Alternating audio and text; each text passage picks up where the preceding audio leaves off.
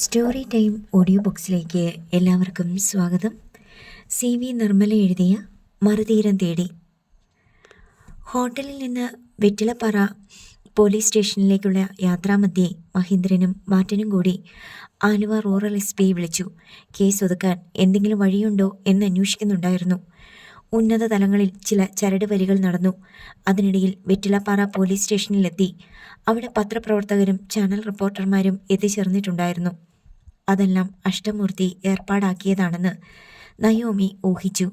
സ്റ്റേഷനിലേക്കും SI Anoop കുര്യൻ്റെ ഫോണിലേക്കും കോളുകൾ വന്നുകൊണ്ടിരുന്നു.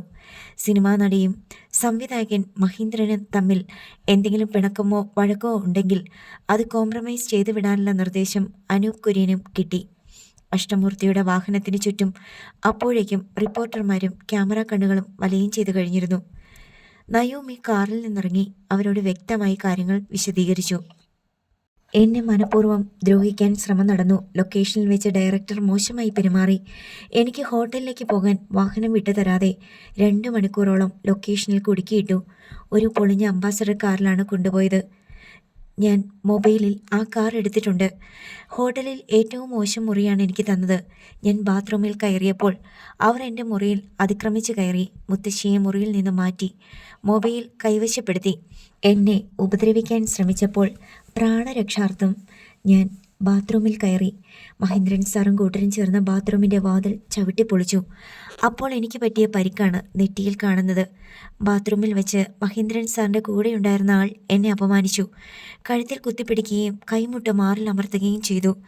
Naomi പറയുന്നതെല്ലാം channel ക്യാമറാമാൻമാർ അപ്പോൾ തന്നെ പകർത്തുന്നുണ്ടായിരുന്നു. ചിലപ്പോൾ ഈ കേസ് ഒതുക്കി തീർക്കാൻ ശ്രമം നടന്നേക്കാം. കേസാക്കാതിരിക്കാൻ പോലും വലിയ സമ്മർദ്ദമുണ്ടായേക്കാം. വാദിയെ പ്രതിയാക്കിയേക്കാം. ഭീഷണിയും പ്രലോഭനവും ഉണ്ടായേക്കാം. ഒരു ഒത്തുതീർപ്പിന് ഞാൻ നിർബന്ധിക്കപ്പെട്ടേക്കാം. എന്തെല്ലാം സംഭവിച്ചാലും ശരി, ഞാൻ ഈ പറഞ്ഞതെല്ലാം സത്യമാണ്. ഈ ചിത്രത്തിലെ നായികയായ എന്നോട് ഡയറക്ടർ മഹീന്ദ്രനും ക്യാമറാമാനും അവരുടെ 2 അംഗരക്ഷകരും കൂടി ഇത്രയും ക്രൂരത ചെയ്തത് തന്നെയാണ്. ഇനി ഈ കേസ് അട്ടിമറിക്കപ്പെട്ടാൽ പോലും ഇതുവരെ സംഭവിച്ച വസ്തുതകൾക്ക് ഒരു മാറ്റവും വരില്ല. SI അനൂപ് കുര്യനും പോലീസുകാരും കൂടി മാധ്യമപ്പടയെ വിരട്ടി വിടാനും തള്ളിമാറ്റാനും ശ്രമിച്ചുകൊണ്ട് രംഗത്തേക്ക് വന്നു. ഉന്തും തള്ളുമായി ഏതോ പത്രപ്രവർത്തകൻ്റെ ക്യാമറ അനൂപ് കുര്യൻ തട്ടിത്തെറിപ്പിച്ചു. ഒരു പോലീസുകാരൻ ഒരു ക്യാമറാമാൻ്റെ ക്യാമറ വാങ്ങി നിലത്തെറിഞ്ഞു. അനൂപ് കുര്യന് ഇതിനകം മേലധികാരികളിൽ നിന്ന് കർശന നിർദ്ദേശം കിട്ടിയിട്ടുണ്ടായിരുന്നു. പോലീസ് മാധ്യമപ്രവർത്തകർക്കും നയോമിക്കും ഇടയിൽ കയറി നിന്നു. നയോമിക്ക് പരാതിയുണ്ടെങ്കിൽ അത് പോലീസ് സ്റ്റേഷനിലാണ് പറയേണ്ടത്, മീഡിയക്കാരോടല്ല. അനൂപ് കുര്യൻ ഭീഷണിയുടെ സ്വരത്തിൽ പറഞ്ഞു. സർ, സംഭവിച്ചത് എന്താണെന്ന് മാധ്യമപ്രവർത്തകരും ഒന്നറിഞ്ഞിരിക്കട്ടെ. നിങ്ങളോട് സ്റ്റേഷനിലേക്ക് വരാൻ പറഞ്ഞാൽ അതനുസരിച്ചാൽ മതി. മാധ്യമപ്പടയല്ല, പോലീസാണ് നിങ്ങൾക്ക് സംരക്ഷണം തരേണ്ടത്. സർ, ഒരു മിനിറ്റ്. നയോമി കാറിൻ്റെ ടയറിൽ ചവിട്ടി ബോണറ്റിനു മീതെ കയറി. അവിടെ നിന്ന് 2 കൈയും മുൻവശത്തെ ചില്ലിലൂന്നി കാറിൻ്റെ ടോപ്പിലേക്ക് വലിഞ്ഞു കയറി. ഇതിനകം കാറിന് ചുറ്റും ഒരു ജനക്കൂട്ടം രൂപം കൊണ്ട് കഴിഞ്ഞിരുന്നു. താൻ മുമ്പ് പറഞ്ഞ കാര്യങ്ങൾ നയോമി കാറിന് മീതെ നിന്ന് ഒരിക്കൽ കൂടി ആവർത്തിച്ചു. അവളുടെ പ്രകടനം ഒപ്പിയെടുത്തുകൊണ്ടിരുന്ന ക്യാമറകൾ കൈകൊണ്ട് മറിക്കാൻ പോലീസ് വിഫല ശ്രമം നടത്തി. ക്യാമറ ഫ്ലാഷുകളും ലൈറ്റുകളും പ്രകാശിച്ചുകൊണ്ടിരുന്നു. ഞാൻ സ്റ്റേഷനിലേക്ക് പോവുകയാണ്. ഇതുവരെ ഞാൻ പറഞ്ഞ കാര്യങ്ങളെല്ലാം സത്യമാണെന്ന് ഒരിക്കൽ കൂടി ആവർത്തിച്ച് പറയുന്നു. സ്റ്റേഷനിൽ നിന്ന് തിരിച്ച് വരുമ്പോൾ ഞാൻ എന്തെങ്കിലും മാറ്റിപ്പറയാൻ നിർബന്ധിതയാകുന്നുണ്ടെങ്കിൽ അത് പോലീസിൻ്റെയും ഈ കേസുമായി ബന്ധപ്പെട്ടവരുടെയും ഭീഷണിക്കും സമ്മർദ്ദങ്ങൾക്കും വഴങ്ങേണ്ടി വരുന്നത് കൊണ്ടായിരിക്കുമെന്ന് ദയവ് ചെയ്ത് നിങ്ങൾ മനസ്സിലാക്കി വയ്ക്കുക. അതിനുശേഷം നയോമി കാറിൻ്റെ ബോണറ്റിലേക്കും അവിടെ നിന്ന് താഴേക്കും ഊർന്നിറങ്ങി. പോലീസുകാരുടെ അകമ്പടിയോടെ നയോമി പോലീസ് സ്റ്റേഷനിലേക്ക് കയറിപ്പോയി. SIയുടെ റൂമിൽ വെച്ച് ചില അനുരഞ്ജന ശ്രമങ്ങൾ നടന്നു. കോംപ്രമൈസ് അല്ലേ നല്ലത്, പ്രത്യേകിച്ചും നിങ്ങൾ ഈ പ്രൊഫഷനിൽ തുടർന്നും വർക്ക് ചെയ്യേണ്ട നിലയ്ക്ക്? അനൂപ് കുര്യൻ ചോദിച്ചു. കോംപ്രമൈസൊക്കെ കോടതിയിൽ വെച്ചു ആവാൻ സാറേ. ഇക്കൂട്ടത്തിൽ പച്ചയ്ക്ക് എന്നെ അപമാനിച്ച ഒരുത്തനുണ്ട്. അവന് ശിക്ഷ കിട്ടണമെങ്കിൽ കേസാക്കിയേ പറ്റൂ. നയോമി ഉറച്ചു നിന്നു. അവൻ്റെ ചെകിട്ടത്തടിച്ചപ്പോൾ പ്രശ്നം തീർന്നില്ലേ? അവൻ്റെ ചെകിട്ടത്ത് 150 തവണ അടിച്ചാലും എൻ്റെ അപമാനം മാഞ്ഞു പോവില്ല. നിങ്ങളത്ര പരിശുദ്ധിയൊന്നുമല്ലെന്ന് അവർ പറയുന്നുണ്ട്. അവരുടെ കൈവശം തെളിവുകളുണ്ടെന്ന്. അവരുടെ കയ്യിലുള്ള തെളിവുകൾ കോടതിയുടെ മുമ്പിലും മീഡിയയുടെ മുമ്പിലും കൊണ്ടുവരട്ടെ. ഞാൻ പലരുടെ കൂടെയും കിടക്ക പങ്കിട്ടിട്ടുണ്ടെന്ന് അവർ പറയുന്നു. അവർ തെളിവ് കൊണ്ടുവരട്ടെ. ഞാൻ നീലപ്പടത്തിൽ അഭിനയിച്ചിട്ടുണ്ടെങ്കിൽ അതും അവർ പബ്ലിക്കിൻ്റെ മുമ്പിൽ കൊണ്ടുവരട്ടെ. ഞാനതെല്ലാം ഫേസ് ചെയ്യാൻ തയ്യാറാണ്. പക്ഷെ അതൊക്കെ വെളിച്ചത്ത് വരുന്നത് നിങ്ങളുടെ പ്രൊഫഷണൽ കരിയറിനെ മാത്രമല്ല, വ്യക്തിജീവിതത്തെയും കുടുംബബന്ധങ്ങളെയും ബാധിക്കും. എന്നെ ഒന്നും ബാധിക്കില്ല സാറേ. എൻ്റെ ഒരു ലൈഫ് കഴിഞ്ഞു. ആ ജീവിതം എന്തായിരുന്നാലും ശരി, എനിക്കത് ഓർമ്മയില്ല. എനിക്കതൊന്നും അറിയുകയും വേണ്ട. ഇത് പുതിയൊരു ജീവിതമാ, പുതിയ നയോമിയാ. എനിക്കെൻ്റെ പഴയ ലൈഫിനെക്കുറിച്ച് ഒരു പേടിയുമില്ല. എസ് ഐ എഴുന്നേറ്റു. മഹീന്ദ്രനെയും മറ്റും ഇരുത്തിയ മുറിയിലേക്ക് പോയി. നയോമി വഴങ്ങുന്നില്ല. യാതൊരു വിട്ടുവീഴ്ചയ്ക്കും തയ്യാറല്ല. എന്താ ചെയ്യേണ്ടത്? എസ് ഐ അനൂപ് കുര്യൻ ചോദിച്ചു. നിങ്ങളല്ലേ ഇത്രയ്ക്ക് വഷളാക്കിയത്? ആരെങ്കിലും വിളിച്ചു പറഞ്ഞാൽ ഉടനെ ലൊക്കേഷനിലേക്ക് ഓടി വരണോ? മഹീന്ദ്രൻ ദേഷ്യപ്പെട്ടു. അപ്പോഴെങ്കിലും വന്നില്ലെങ്കിൽ സംഗതി ഇതിനേക്കാൾ കുഴപ്പത്തിലായേനെ. നിങ്ങൾ അവളെ എന്തെങ്കിലും ചെയ്യും. അവളാണെങ്കിൽ നീറ് കടിച്ച പോലെ. അവൾ എത്ര നാറിയാലും വേണ്ടില്ല, മറ്റുള്ളവരെയും നാറ്റിക്കും എന്ന വാശിയിൽ അനൂപ് കുര്യൻ പറഞ്ഞു. Cameraman Martin Aluva rural S പിയുമായി ഫോണിൽ സംസാരിക്കുന്നുണ്ടായിരുന്നു. അയാൾ ഫോൺ കൊണ്ടുവന്ന് എസ് ഐക്ക് കൊടുത്തു. റൂറൽ എസ് പിയാ? അനൂപ് കുര്യൻ ഫോൺ വാങ്ങി. Sir, Vettilappara station S I ആണ്. Good evening sir. ഇയാളെല്ലാം കുളമാക്കിയോടോ? സർ, അവൾ ഇത്ര ബോൾഡാണെന്ന് പ്രതീക്ഷിച്ചില്ല. താൻ അവൾക്ക് ഈ ഫോൺ കൊടുക്ക്. എസ് ഐ ഫോണുമായി തൻ്റെ മുറിയിൽ ചെന്നു. സർ, ഞാൻ കൊടുക്കാം. ഫോണിലൂടെ പറഞ്ഞിട്ട് അയാൾ നയോമിയുടെ നേർക്ക് ഫോൺ നീട്ടി. ആരാ സാറേ? എസ് പിയാ, സംസാരിക്ക്. നയോമി ഫോൺ വാങ്ങി. Hello sir. നയോമിയല്ലേ? അതെ. അവിടെ എന്തോ അനിഷ്ട സംഭവങ്ങളൊക്കെ ഉണ്ടായെന്നറിഞ്ഞു. എന്നെ മനസ്സിലായോ? ഇല്ല. സ്വരം കേട്ടിട്ട് മനസ്സിലാവുന്നില്ലേ? ഇല്ല. എസ് പി ആണെന്ന് ഇൻസ്പെക്ടർ സാർ പറഞ്ഞു. നമ്മൾ തമ്മിൽ പരിചയമുണ്ട്. വെറും പരിചയമല്ല, നല്ല പരിചയം. ആലുവ പാലസിൽ വെച്ച് നമ്മൾ തമ്മിൽ കണ്ടിട്ടുണ്ട്. സോറി സർ, എനിക്ക് പഴയ കാര്യങ്ങളൊന്നും ഓർമ്മയില്ല. സർ അറിഞ്ഞു കാണുമായിരിക്കും. എന്നെ ആരൊക്കെയോ തട്ടിക്കൊണ്ടു പോയിട്ട് ഞാൻ എങ്ങനെയോ തിരിച്ചെത്തിയ സംഭവം. അതോടെ എൻ്റെ ഓർമ്മ നശിച്ചുപോയി. അതൊക്കെ എനിക്കറിയാം. ഈ കോൾ ഒഫീഷ്യൽ കോളായിട്ട് കാണണ്ട. എൻ്റെ പേഴ്സണൽ ഇൻട്രസ്റ്റ് ആയിട്ട് മാത്രം പരിഗണിച്ചാൽ മതി. മഹീന്ദ്രനുമായിട്ട് കോംപ്രമൈസ് ആയിക്കൂടെ? ഒരു സമയത്ത് നയോമിയുടെ ഏറ്റവും വലിയ വെൽവിഷറായിരുന്നു അദ്ദേഹം എന്നത് മറക്കണ്ട. സിനിമയിൽ ആദ്യമായി നയോമിയെ നായികയാക്കിയത് മഹീന്ദ്രനാണ്. അതുകൂടാതെ ചില സഹായങ്ങളും നയോമിക്ക് വേണ്ടി ചെയ്തിട്ടുണ്ട്. അതൊന്നും എനിക്ക് ഓർമ്മയില്ല സർ. എനിവേ, ഞാനതെല്ലാം അംഗീകരിക്കുന്നു. സിനിമയിൽ നായികയാകാൻ വേണ്ടി എനിക്കും പലതും നഷ്ടപ്പെടുത്തേണ്ടി വന്നിട്ടുണ്ടെന്നും അവരിൽ പലരുടെയും കൂടെ കിടക്ക പങ്കിട്ടിട്ടുണ്ടെന്നും അവർ തന്നെ പറയുന്നുണ്ട്. അപ്പോൾ അങ്ങോട്ടും ഇങ്ങോട്ടും പരസ്പരം പലതും കൊടുക്കുകയും വാങ്ങുകയും ചെയ്തു. അങ്ങനെ ആ കണക്ക് തീർന്നു പോയി. അത് പഴയ നയോമിയുടെ ജീവിതം. ഇത് പുതിയ നയോമി. അവൾക്ക് പഴയ കണക്കുകളൊന്നും അറിയില്ല. അറിയേം വേണ്ട. ഈ നയോമിക്ക് ഇങ്ങനെയൊക്കെ പ്രതികരിക്കാനേ പറ്റൂ. നയോമി ഒന്നുകൂടെ ആലോചിച്ചിട്ട്, സോറി സർ, പ്ലീസ് എന്നെ നിർബന്ധിക്കരുത്. സാറിനൊരു സൽപ്പേരുണ്ടെങ്കിൽ ഇതിലിടപെട്ട് അതില്ലാണ്ടാക്കണ്ട. ഫോൺ തിരിച്ചു കൊടുക്കുവാണേ. എസ് പിയോട് നയോമി സംസാരിക്കുന്ന രീതി കേട്ടിട്ട് അമ്പരന്ന് അവളെ തന്നെ തുറിച്ചു നോക്കി നിൽക്കുകയാണ് Anoop Kurian. Naomi phone S ഐക്ക് തിരിച്ചു കൊടുത്തു. ഇവൾ ഒത്തുതീർപ്പിന് വഴങ്ങില്ലെന്ന് അയാൾക്ക് ഉറപ്പായി. അഷ്ടമൂർത്തി തയ്യാറാക്കി കൊടുത്ത പരാതിയിൽ ഒപ്പുചാർത്തി സ്റ്റേഷനിൽ ഏൽപ്പിച്ച ശേഷം നയോമി കൃഷ്ണമ്മയും കൂട്ടി അഷ്ടമൂർത്തിയുടെ കാറിൽ എറണാകുളത്തേക്ക് യാത്രയായി.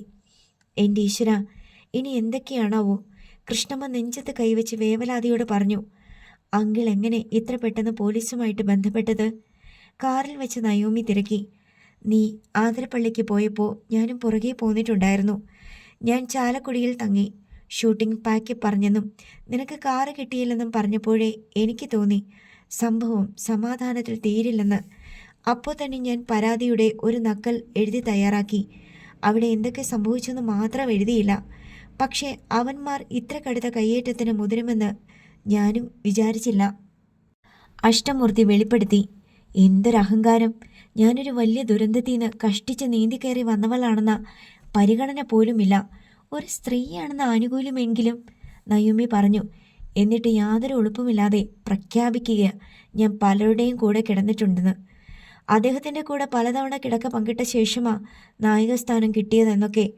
കൂടെ കിടന്ന പെണ്ണിന് മാത്രമേ കേടുള്ളോ? ആണിനൊരു കേടുമില്ലേ? പെണ്ണ് ആണിൻ്റെ കൂടെ കിടന്ന പെണ്ണിന് അപമാനം മാത്രം. ആണ് എത്ര പെണ്ണുങ്ങളുടെ കൂടെ കിടന്നാലും അഭിമാനം, അതവൻ്റെ കഴിവ്. ഇതെവിടുത്തെ നീതിയാ? നയൂമി രോഷം പൂണ്ടു. നീ കാറിൻ്റെ മുകളിലോട്ട് കയറി നിന്നത് എനിക്കിഷ്ടപ്പെട്ടു. അങ്ങനെ ഒരു പ്രകടനം ഇതുവരെ ആരും നടത്തിയിട്ടില്ല. ഇങ്ങനെയൊക്കെ ചെയ്യാൻ പെൺകുട്ടികൾ ധൈര്യമായി മുന്നിട്ടിറങ്ങണം. എങ്കിലേ മാറ്റങ്ങൾ ഉണ്ടാകൂ. അഷ്ടമൂർത്തി പറഞ്ഞു. അങ്കിളെ, ഞാനത് കരുതിക്കൂട്ടി ചെയ്തതല്ല. പോലീസിന് പെട്ടെന്നൊരു മനംമാറ്റം സംഭവം അട്ടിമറിക്കാനാണെന്ന് എനിക്ക് തോന്നി. എനിക്ക് ദേഷ്യം വന്നിട്ട് വയ്യായിരുന്നു. ആദ്യം ഞാൻ വിചാരിച്ചത് ബോണറ്റെ കയറി നിൽക്കാമെന്നാ. കയറിക്കഴിഞ്ഞപ്പോൾ തോന്നി പോരാന്ന്. പോലീസുകാർ ക്യാമറ ഒക്കെ മറച്ചു പിടിക്കുന്നു. ആർക്ക് വേണ്ടിയാ? വാദിക്ക് വേണ്ടിയോ പ്രതിക്ക് വേണ്ടിയോ? അതെന്തായാലും നന്നായി, അഷ്ടമൂർത്തി പറഞ്ഞു.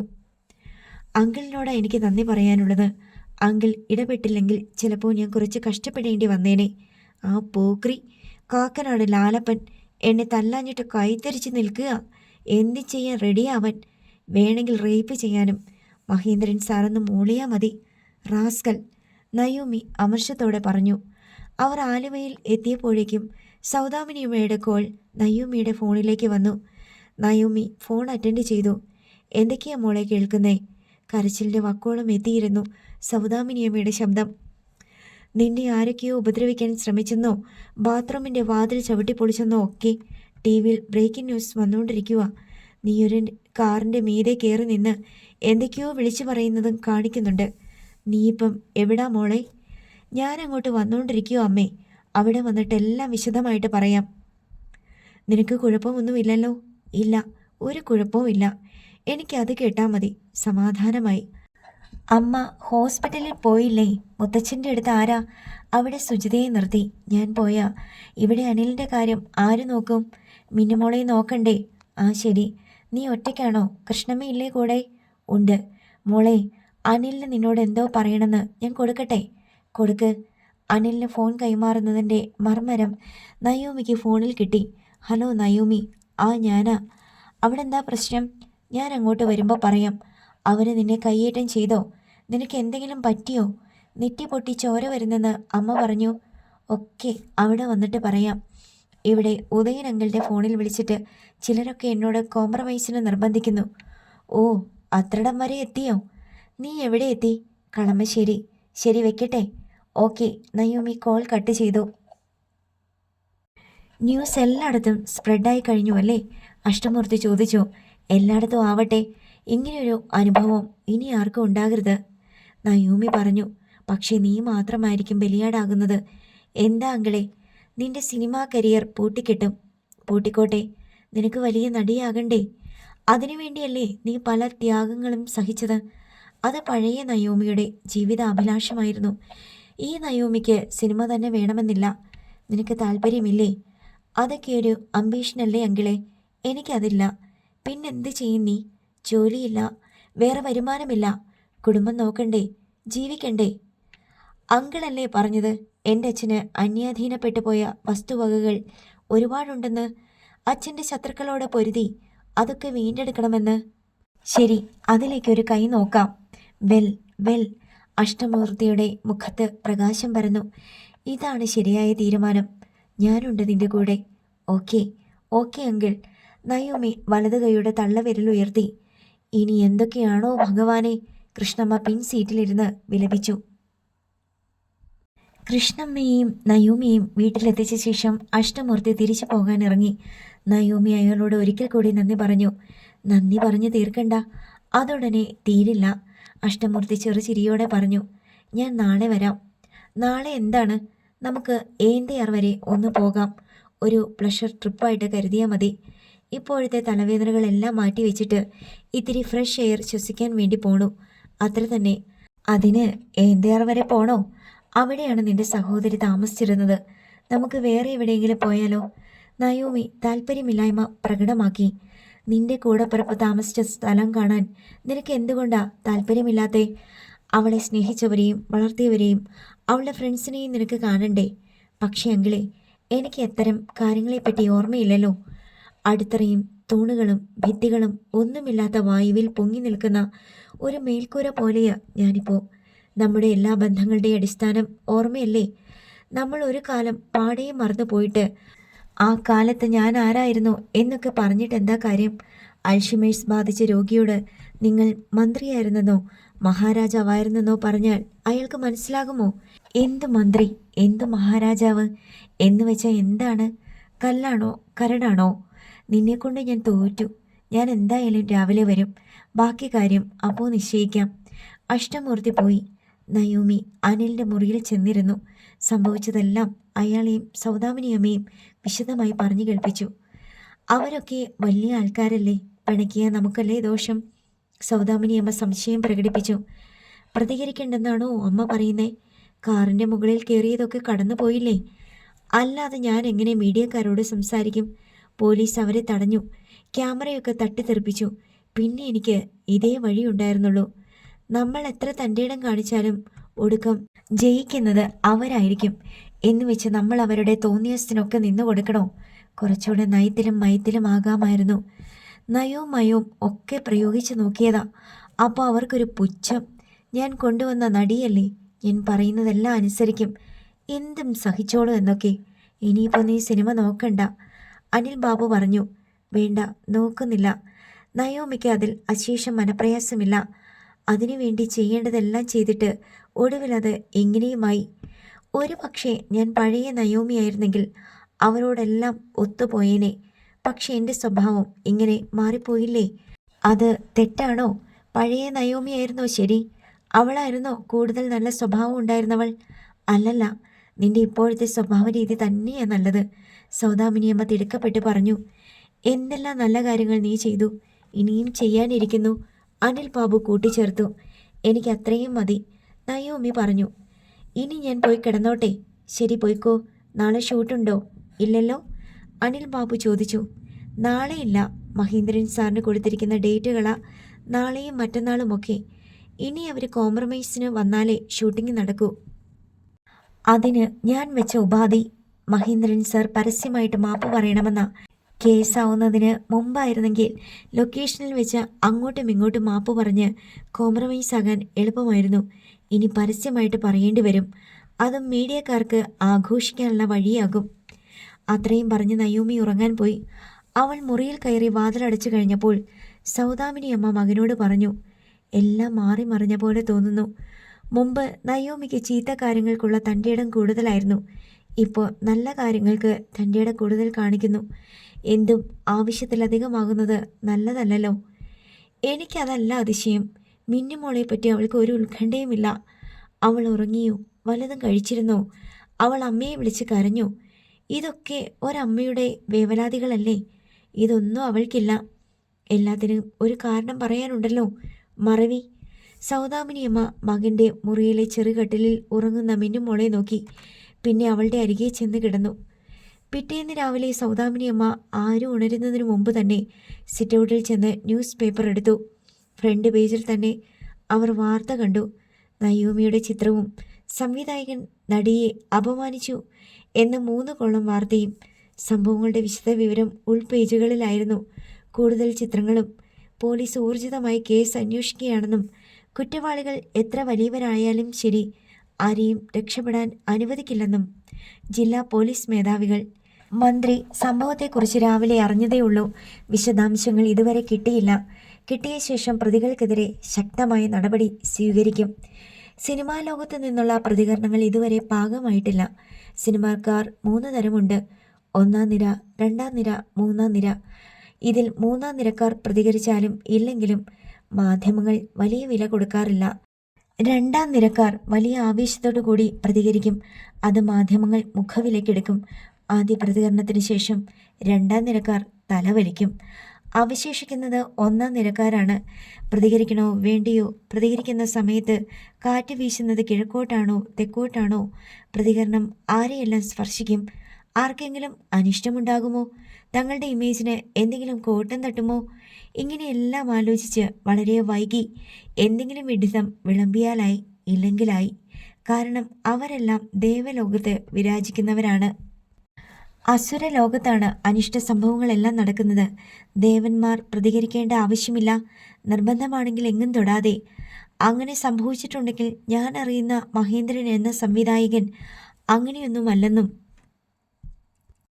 അങ്ങനെയൊന്നും ചിന്തിക്കുന്ന പോലും ആളല്ലെന്നും, എങ്കിലും അങ്ങനെ എന്തെങ്കിലും യാദൃശ്ചികമായി സംഭവിച്ചു പോയിട്ടുണ്ടെങ്കിൽ അത് അപലനീയമാണെന്ന് തന്നെ പറയേണ്ടി വരും. ഇങ്ങനെയൊരു പ്രതികരണം നടത്തി രക്ഷപ്പെട്ട് കളയും. പത്രവാർത്തകളിലൂടെ കണ്ണോടിക്കുന്നതിനിടയിൽ ഇതെല്ലാം അനിൽ ബാബുവിൻ്റെ മനസ്സിൽ കൂടി കയറി വന്നു. നയോമി വൈകിയാണ് ഉണർന്നത്. സൗദാമിനി വലിയ താല്പര്യത്തോടെ പത്രവാർത്തകൾ കാണിച്ചുവെങ്കിലും അവൾ അതിലൂടെ ഒന്ന് കണ്ണോടിച്ചതേ ഉള്ളൂ. എൻ്റെ ജോലി ഇന്നലെ കഴിഞ്ഞു. അതിൻ്റെ തലമുടി നാരിഴ കീറി നോക്കേണ്ടത് മറ്റുള്ളവരുടെ ജോലിയാ. നമ്മളെന്തിനാ വെറുതെ സമയം കളയുന്നേ? നയോമി പറഞ്ഞു. 9:30 മണിയായപ്പോൾ അഷ്ടമൂർത്തിയുടെ കാർ എത്തി. അയാൾ ഉദ്ദേശിച്ചിരിക്കുന്ന യാത്രയിൽ നിന്ന് രക്ഷപ്പെടാൻ കഴിയില്ലെന്ന് നയോമിക്ക് ബോധ്യപ്പെട്ടു. നയോമി അഷ്ടമൂർത്തിയെ വീട്ടിലേക്ക് ക്ഷണിച്ചിരുത്തി. ചായ കൊടുക്കാൻ സൗദാമിനിയമ്മയോട് പറഞ്ഞ് ഏർപ്പാടാക്കി. അയാളെന്താ പിന്നെയും വന്നത്? സൗദാമിനിയമ്മ ചോദിച്ചു. നമുക്ക് അത്യാവശ്യമുള്ളപ്പോൾ മാത്രം മതിയോ ആ മനുഷ്യനെ? എന്തിനാ വന്നതെന്നറിയാൻ വേണ്ടി ചോദിച്ചതാ. ഇന്നൊരു യാത്ര പോകണമെന്ന് പറഞ്ഞു. എങ്ങോട്ട്? ഏന്തയാർ. അതെവിടെയാ? മുണ്ടക്കയത്തിനപ്പുറം. മുണ്ടക്കയം? അത് കാഞ്ഞിരപ്പള്ളിക്കപ്പുറം. എന്തിനാ പോണേ? എപ്പോ വരും എന്നൊക്കെ നീ അനിലിനോടും കൂടി പറഞ്ഞിട്ട് പോണേ. അവനെ അവഗണിക്കുന്നത് അവന് വലിയ വിഷമമാ. മുമ്പ് നീ അവന് അവഗണനയാ കൊടുത്തോണ്ടിരുന്നേ. ഇപ്പോഴും അവൻ അത് തന്നെ. ഞാൻ പറഞ്ഞോളാം. കുളിച്ചൊരുങ്ങി വേഷം മാറി വന്ന ശേഷമാണ് നയോമി അനിലിനെ സമീപിച്ച് വിവരം പറഞ്ഞത്. നീ തന്നെ തീരുമാനിച്ചല്ലോ പോകാൻ. നിനക്ക് ആരുടെയും അനുവാദം വേണ്ട. എല്ലാം സ്വന്തമായിട്ട് ആലോചിച്ച് നിശ്ചയിച്ചുറപ്പിച്ച് ചെയ്യുന്നു. പിന്നെ എന്തിനാ എന്നോട് ഈ ഭംഗി വാക്ക് പറയുന്നേ? അമ്മ പറഞ്ഞു അനിലേട്ടനോട് പറയണമെന്ന്. അനിലേട്ടനെ അവഗണിച്ച പോലെ തോന്നിക്കരുതെന്ന്. ഇത് അവഗണനയല്ലേ നയോമി? നീ എന്തേ അറിഞ്ഞു പോകാൻ സ്വയമേ തീരുമാനിച്ചു. എന്നോട് ആലോചിച്ചോ? ഇല്ല. ഞാൻ ആരാ? ഞാൻ പോകേണ്ടെന്നാണോ? പോകേണ്ടെന്നല്ല. അതിനു മുമ്പ് എന്നോട് അഭിപ്രായം ചോദിക്കണ്ടേ? ചോദിച്ചാൽ പോകേണ്ടെന്ന് പറയൂ? ഇല്ല. പോകേണ്ടതാണെങ്കിൽ പോവുക തന്നെ വേണം. അതല്ലേ ഞാൻ ചെയ്തുള്ളൂ. നിന്നോട് പറഞ്ഞാൽ മനസ്സിലാവത്തില്ലേ? ഇല്ല. അഷ്ടമൂർത്തി അങ്കിൾ മുത്തച്ഛൻ്റെ ഓപ്പറേഷന് പണം തന്ന് സഹായിച്ചു. ആരോടും ആലോചിച്ചില്ല. ആരും പരാതി പറഞ്ഞില്ല. ഹോസ്പിറ്റലിൽ മുത്തച്ഛനുള്ള സൗകര്യങ്ങൾ ഏർപ്പാടാക്കി തന്നത് അങ്കിളാണ്. ആർക്കും പരാതിയില്ല. ഇന്നലെ എനിക്കെതിരെ ഒരു ആക്രമണം ഉണ്ടായപ്പോൾ പോലീസിൽ അറിയിച്ച് എന്നെ രക്ഷിച്ചതും ഇവിടെ കൊണ്ടുവന്ന് വിട്ടതും അങ്കിളാ. അതിനും പരാതിയില്ല. എന്താ അതിനർത്ഥം? ഇങ്ങോട്ട് കിട്ടുന്ന സഹായമാണെങ്കിൽ ഒന്നും ആരോടും ആലോചിക്കുകയേ വേണ്ട. അങ്ങോട്ടെന്തെങ്കിലും കൊടുക്കാനാണെങ്കിൽ ആലോചിക്കണം, സമ്മതം വാങ്ങണം, കയ്യൊപ്പ് പതിപ്പിക്കണം. ഇതൊക്കെയാണോ ശരിക്കുള്ള ശരി? അനിൽ ബാബുവിന് മറുപടിയില്ല. ആരോടും പറയാതെ ഞാൻ എങ്ങോട്ടും പോയിട്ടില്ല. ഇപ്പോഴും പറഞ്ഞിട്ടാ പോകുന്നേ. എപ്പോൾ തിരിച്ചു വരും അതറിയില്ല. ചിലപ്പോൾ ഇന്ന് തന്നെ തിരിച്ചു വരാൻ പറ്റിയെന്ന് വരില്ല. ഏന്തയാറിലേക്ക് കുറേ ദൂരമുണ്ടെന്നാ അഷ്ടമൂർത്തി അങ്കിൾ പറഞ്ഞത്. ഇങ്ങനെയൊരു യാത്രയുടെ ഉദ്ദേശം എന്താ? എനിക്കൊരു ഇരട്ട സഹോദരി ഉണ്ടായിരുന്നു. അവൾ പഠിച്ചതും വളർന്നതും അവിടെയാ. അതെനിക്ക് കാട്ടിത്തരണമെന്ന് അങ്കിളിന് നിർബന്ധം. എന്നാൽ പിന്നെ മിന്നുമോളെ കൂടി കൊണ്ടുപോ. നീ ഈയിടെ അവളെ തീരെ ശ്രദ്ധിക്കുന്നില്ല. സംഭാഷണം കേട്ടുകൊണ്ട് നിന്ന സൗദാമിനിയമ്മ പറഞ്ഞു. അവൾ എൻ്റെ കൂടെ വരുമോ? നിന്റെ കൂടെ അല്ലാതെ പിന്നെ ആരുടെ കൂടെയാ അവൾ വരിക? നീയല്ലേ അവളുടെ അമ്മ. യാത്രക്കിടയിൽ കരഞ്ഞ് ബഹളമുണ്ടാക്കുമോ എന്നാ പേടി.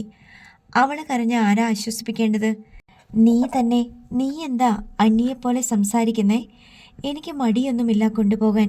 ഇനി ഒരുക്കി എടുക്കണ്ടേ? നീ റെഡിയാകുമ്പോഴേക്കും ഞാൻ അവളെ ഒരുക്കിക്കോളാം. താമസിക്കുമോ? അങ്കിൾ കുറേ നേരമായി വെയിറ്റ് ചെയ്യുന്നു.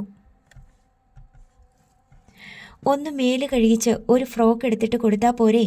മുടിയും ചീകണം, അത്ര തന്നെ. സൗദാമിനിയമ്മ പറഞ്ഞു. ഒരു തണുത്ത മൂളലിൽ നയോമി തൻ്റെ സമ്മതം അടയാളപ്പെടുത്തി. അമ്മയോടൊപ്പം യാത്ര പോവുകയാണെന്ന് കേട്ടപ്പോൾ മിന്നുമോൾക്ക് എന്തെന്നില്ലാത്ത സന്തോഷം. അവൾ തുള്ളിച്ചാട്ടം തുടങ്ങി. സൗദാമിനിയമ്മ അവളെ കുളിപ്പിക്കാൻ കൊണ്ടുപോയി. ഇതിൻ്റെ ആവശ്യമൊന്നുമില്ലായിരുന്നു. നയോമി അനിലിനോട് പരിഭവം പറഞ്ഞു. നയോമി, അമ്മയ്ക്ക് ഹോസ്പിറ്റലിൽ പോകണ്ടേ? മിന്നുമോളെ ആര് നോക്കും? അല്ലെങ്കിൽ അവളെയും കൊണ്ട് പോകണം. കുട്ടികളെ അങ്ങനെ അടിക്കടി ഹോസ്പിറ്റലിൽ കൊണ്ടുപോയാൽ എന്തെങ്കിലും അസുഖം പിടിക്കും. പൂങ്കാവനമൊന്നുമല്ലല്ലോ അത്. രോഗികളും രോഗാണുക്കളുമുള്ള സ്ഥലമല്ലേ? അനിൽ ബാബു പറഞ്ഞു. നയോമി അഷ്ടമൂർത്തിയുടെ അരികെ ചെന്നു. അമ്മ പറഞ്ഞു മോളെയും കൂടി കൊണ്ടുപോകാൻ. ശല്യമാകുമോ? എന്ത് ശല്യം? നയോമിയുടെ മോളല്ലേ, അവളെ കൂടി ഉള്ളതല്ലേ സന്തോഷം. അഷ്ടമൂർത്തി പറഞ്ഞു. അരമണിക്കൂറിനുള്ളിൽ സൗദാമിനിയമ്മ മിന്നുമോളെ ഒരുക്കി. അവളുടെ ഡ്രസ്സ് അടങ്ങിയ ഒരു കിറ്റും കൂടി നയോമിയെ ഏൽപ്പിച്ചു. മുണ്ടക്കയം കൂട്ടിക്കൽ വഴി കാർ ഏന്തയാർ ലക്ഷ്യം വെച്ച് ഓടിക്കൊണ്ടിരുന്നു. മിന്നുമോൾ കാറിൻ്റെ ഫ്രണ്ട് സീറ്റിലിരുന്ന് പുറം കാഴ്ചകൾ ആസ്വദിക്കുകയാണ്. ജനാല തുറന്നു കൊടുക്കാമോ എന്ന് അഷ്ടമൂർത്തിയോട് അവൾ ചോദിച്ചു. അഷ്ടമൂർത്തി ജനാല തുറന്നപ്പോൾ കാറിലെ AC-യേക്കാൾ കുളിർമയുള്ള വായു അകത്തേക്ക് കയറി. ഏന്തയാർ ടൗണിൽ എത്തിയ ശേഷം കാർ കൂട്ടിക്കൽ എളംകുളം റോഡിൽ നിന്ന് വലത്തേക്ക് തിരിഞ്ഞ് മൂക്കുളം റോഡിലെത്തി. കുറച്ചു ദൂരം പോയപ്പോൾ മണിമലയാർ ഒഴുകുന്ന ദൃശ്യം കാണായി. റോഡിൽ നിന്ന് ഇടത്തേക്ക് തിരിഞ്ഞ് കാർ അഴികളിൽ വെള്ള പെയിൻ്റടിച്ച തുറന്നു കിടന്ന ഗേറ്റിലൂടെ വാഗപ്പൂക്കൾ വീണ് കിടക്കുന്ന മുറ്റത്തേക്ക് പ്രവേശിച്ചു. കാർ നിർത്തിയിട്ട് അഷ്ടമൂർത്തി ആദ്യം ഇറങ്ങി. നയോമി ഇറങ്ങാൻ മടിച്ചിരിക്കുന്നത് കണ്ട് അയാൾ പറഞ്ഞു, "ഇറങ്ങ് നയോമി." മിന്നുമോളെ അഷ്ടമൂർത്തി എടുത്തിറക്കി. വരാന്തയ്ക്ക് അരഭിത്തിയും അതിനു മീതെ ചതുരക്കളങ്ങൾ പോലെ കാണപ്പെട്ട കണ്ണാടി ജനലുകളുമുള്ള ആസ്ബറ്റോസ് ഷീറ്റ് മേഞ്ഞ വീട്. അതിൻ്റെ വാതിൽ തുറന്ന് മധ്യവയസ്സ് കഴിഞ്ഞ ഒരു സ്ത്രീ കണ്ണട നേരെ പിടിച്ചു വെച്ച് നോക്കി. നയോമി കാറിൽ നിന്ന് ഇറങ്ങി വരുന്നത് കണ്ട് അവർ 2 നിമിഷം നടുങ്ങിത്തരിച്ചു നിന്നു. അടുത്ത നിമിഷം അവർ മോഹാലസ്യപ്പെട്ട് വീണു. അടുത്ത ഭാഗം നാളെ.